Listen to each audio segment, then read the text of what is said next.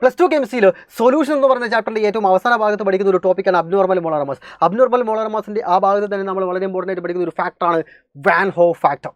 Abnormal molar മാസിൻ്റെ ഒരു correction ഫാക്ടറാണ് വാൻ ഹോ ഫാക്ടർ എന്ന് പറയുന്നത്. തന്നിരിക്കുന്ന ഒരു സൊല്യൂട്ടിൻ്റെ വാൻ ഹോ ഫാക്ടർ എത്രയാണെന്ന് കണ്ടുപിടിക്കാൻ നിങ്ങളോട് ചോദിച്ചാൽ വളരെ ഈസിയായിട്ട് നിങ്ങൾ കണ്ടുപിടിക്കാൻ സാധിക്കണം. സാധാരണ വിദ്യാർത്ഥികൾ എല്ലാവരും തന്നെ ഈ ചാപ്റ്ററിൻ്റെ അവസാന ഭാഗത്ത് എത്തുന്ന സമയത്ത് ഈ ഒരു ടോപ്പിക്ക് സ്കിപ്പ് ചെയ്യാനാണ് പതിവ് എന്ന് പറയുന്നത്. പക്ഷേ നമുക്കെല്ലാവർക്കും ഈ മാർക്ക് മുഴുവനായിട്ട് നേടിയെടുക്കേണ്ടതുകൊണ്ട് എങ്ങനെയാണ് ഓരോ സൊല്യൂട്ട് മോളിക്യൂളിൻ്റെയും വാൻ ഹോ ഫാക്ടർ കണ്ടുപിടിക്കുക എന്നുള്ളത് പറഞ്ഞുതരാം. അവിടെ ഡിസോസിയേഷനോ അല്ലെങ്കിൽ അസോസിയേഷനോ സംഭവിക്കുകയാണെങ്കിൽ മാത്രമാണ് വാൻ ഹോ ഫാക്ടർ ഉണ്ടായിരിക്കുക. ഒരു കറക്ഷൻ ഫാക്ടറിൻ്റെ ആവശ്യം വരുന്നത് അപ്പോൾ മാത്രമാണ്. സൊല്യൂട്ടുകൾ അസോസിയേറ്റ് ചെയ്യുകയാണെങ്കിലോ അല്ലെങ്കിൽ ഡിസോസിയേറ്റ് ചെയ്യുകയാണെങ്കിലും മാത്രം. അപ്പോൾ വാൻ ഹോ ഫാക്ടർ കണ്ടുപിടിക്കാൻ വളരെ ഈസി ആയിട്ടുള്ളൊരു വഴി, അതായത് ഒരു ഇക്വേഷൻ എന്ന് പറയുന്നത് ഇതാ ഈ 3 ഇക്വേഷനിൽ ഏതും ഉപയോഗിക്കാം. പക്ഷേ ഏറ്റവും അവസാനത്തേത് നമുക്ക് കുറച്ചും കൂടി ഈസി ആയിട്ട് ഉപകരിക്കുന്ന ഒരു ഇക്വേഷനാണ്.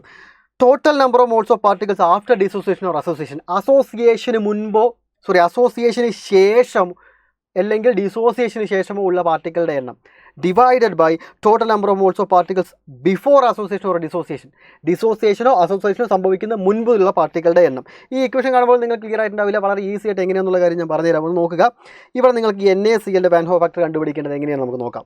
NaCl എന്ന് പറയുന്നതിന് ഡിസോസിയേഷനാണ് സംഭവിക്കുന്നത്. NaCl ഡിസോസിയേറ്റ് ചെയ്താൽ എന്താ സംഭവിക്കുക? NaCl ഡിസോസിയേറ്റ് ചെയ്താൽ Na+ഉം Cl- ഉണ്ടാവുക. അപ്പോൾ ഡിസോസിയേഷന് ശേഷമുള്ള പാർട്ടിക്കിൾസിൻ്റെ എണ്ണം എത്രയാണ്? 2 എണ്ണമാണ്. ഡിസോസിയേഷന് മുൻപുള്ള പാർട്ടിക്കിൾസിൻ്റെ എണ്ണം എത്രയാണ്? അത് 1 ആണ്. ഒരു NaCl ആയിരുന്നു. ഡിസോസിയേറ്റ് ചെയ്തപ്പോൾ ഒരു Na+ഉം ഒരു Cl- എന്ന് പറഞ്ഞ 2 പാർട്ടിക്കിളുണ്ടായി.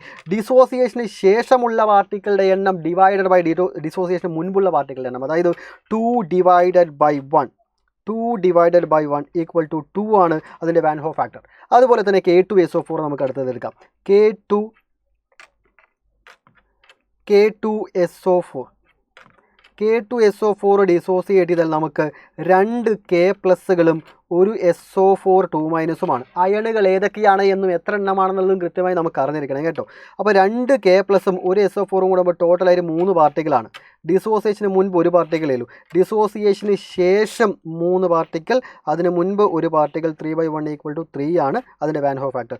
അതുപോലെ തന്നെ അടുത്ത് എടുക്കുകയാണെങ്കിൽ CaCl2ൽ ഒരു Ca2+ഉം 2 Cl- ടോട്ടലായിട്ട് 3 പാർട്ടിക്കിളാണ് ഡിസോസിയേഷന് ശേഷം.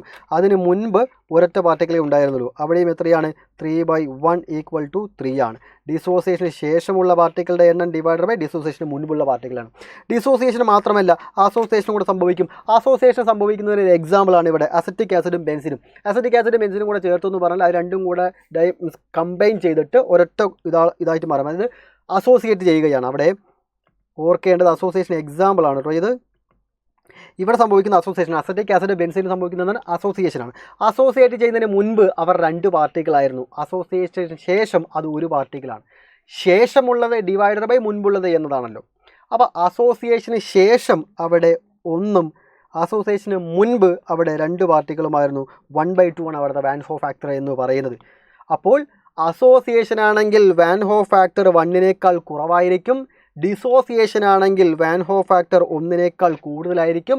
അത് അസോസിയേഷനോ ഡിസോസിയേഷനോ നടന്നിട്ടില്ല എങ്കിൽ അവിടെ വാൻ ഹോ ഫാക്ടർ 1 ആയിരിക്കും എന്നുള്ള കാര്യവും മനസ്സിലാക്കിയെടുക്കുക.